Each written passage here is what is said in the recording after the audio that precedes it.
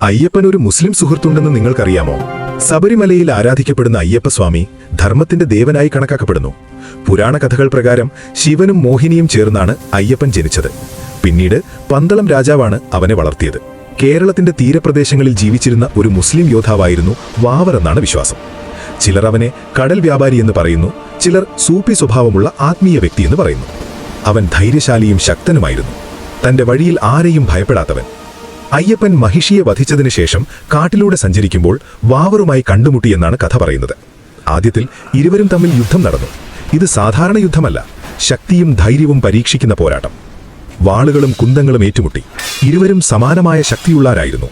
അവസാനം അയ്യപ്പൻ വാവറെ കീഴടക്കി. പക്ഷെ അവനെ കൊല്ലാതെ അവന്റെ ധൈര്യവും സത്യസന്ധതയും അംഗീകരിച്ചു. അയ്യപ്പൻ മനസ്സിലാക്കി, വാവർ ദുഷ്ടനല്ല, അവനൊരു ധൈര്യശാലി.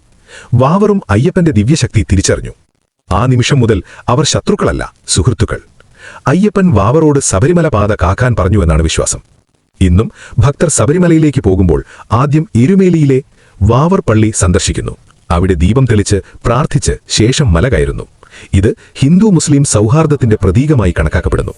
മതമെന്തായാലും വിശ്വാസവും ധർമ്മവും മനുഷ്യരെ ഒന്നിപ്പിക്കണം. അവസാനം എല്ലാവരും വിളിക്കുന്നത് ഒരേയൊരു വാക്കാണ്: സ്വാമിയെ ശരണമയ്യപ്പ.